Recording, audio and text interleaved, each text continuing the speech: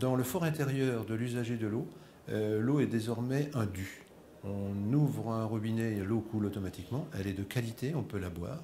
L'eau est le bien alimentaire le mieux contrôlé en France. On appuie sur un bouton, on évacue les eaux souillées et ça paraît naturel. En France, on ne s'intoxique pas avec une eau tirée du robinet.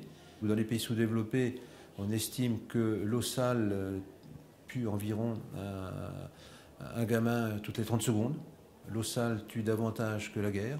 Je pense que le savoir-faire que l'on a chez nous peut s'exporter, doit s'exporter. Je dois même pouvoir se donner en quelque part en solidarité avec les territoires lointains qui ont besoin d'eau. Mais inversement, on doit pouvoir aussi peut-être s'inspirer de la gestion de l'eau dans ces pays, notamment sur l'aspect quantitatif.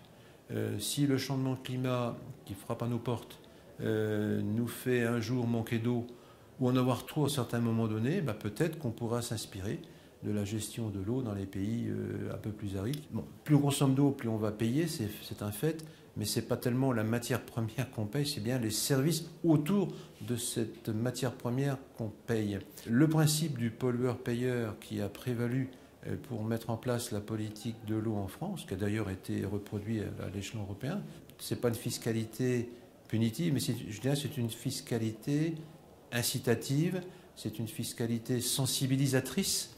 Ça veut dire que quand on utilise de l'eau, on doit être conscient de la pression polluante ou consommatrice qu'on fait porter sur cet élément. Alors les réussites, on va les situer dans un premier temps surtout sur le secteur de ce qu'on appelle dans notre jargon le petit cycle de l'eau, c'est-à-dire l'eau dans les tuyaux, grâce à la résolution notamment des gros points noirs de pollution domestique. Il suffit de se rappeler l'état de nos rivières dans les années 70-80, avec de la mousse, de la lessive et tout ça.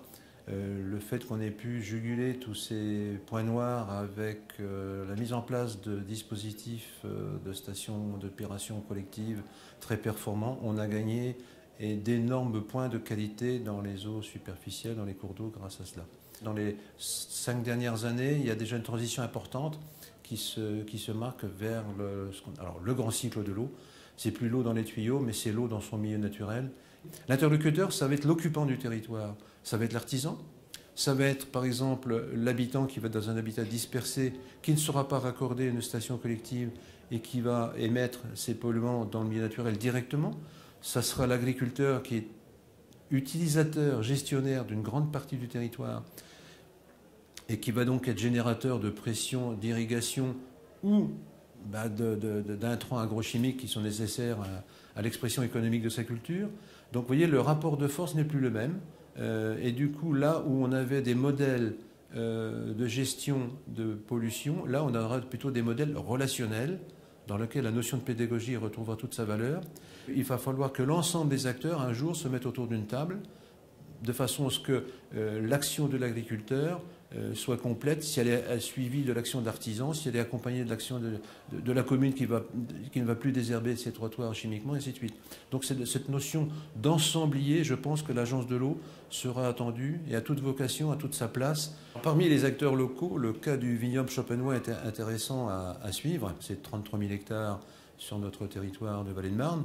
Bon, c'est un petit vignoble à l'échelle du territoire, mais les 2 millions d'hectares du vignoble qu'on a au niveau national sont une vraie préoccupation, d'autant plus que ce sont des cultures qui ont besoin de beaucoup de traitements, parce qu'on a besoin d'avoir un produit qualitatif. Alors, dans le cas précis du champagne, où le kilo de raisin atteint des records, c'est le fruit le plus cher en sortie de parcelles de production quasiment au monde, peut-être derrière le safran. Cette notion de luxe va forcément avec la notion d'image de marque. Et les vignerons ont compris qu'on ne pouvait pas mettre en marché un produit de luxe au détriment de l'environnement. Je veux dire qu'on est passé d'une stratégie où le lundi matin, on reproduisait la bombe KB Total dans le tonneau et on mettait tout ce qu'il fallait. Et aujourd'hui, on ne traite que ce qu'il faut avec ce qu'il faut. On a mis des auxiliaires, donc on a mis des acariens gentils qui détruisent les mauvais, ce qui fait que les acaricides ont totalement disparu. On a utilisé la confusion sexuelle, ce qui fait que maintenant les papillons ne sont plus à même de causer des dégâts au vignoble. On a mis de l'herbe dans les vignes, et ça c'est magnifique. L'herbe déjà a un rôle régulateur sur l'érosion. On va diminuer l'érosion dans le vignoble. L'herbe est un régulateur de l'eau, donc régulateur de la vigueur de la vigne, donc histoire de ce fait moins sensible à certains champignons, donc encore là moins de traitement. On voit naître maintenant une stratégie d'équipement du vignoble avec des stations de lavage collectives de pulvérisateurs. Donc ça veut dire que les pulvérisateurs n'iront plus se vider sauvagement dans la nature. Les produits de rinçage des pulvérisateurs seront traités comme il se doit. Et depuis plusieurs années, nous accompagnons tous les centres de pressurage de raisins financièrement pour les aider à s'équiper en installation de stockage des effluents qui seront ensuite traités ou épandus dans des parcelles où là, la nature finira son cycle de nettoyage. Mais donc, on a supprimé tous les circuits directs des polluants vers le milieu naturel. On doit préserver la diversité des insectes, des batraciens, des poissons.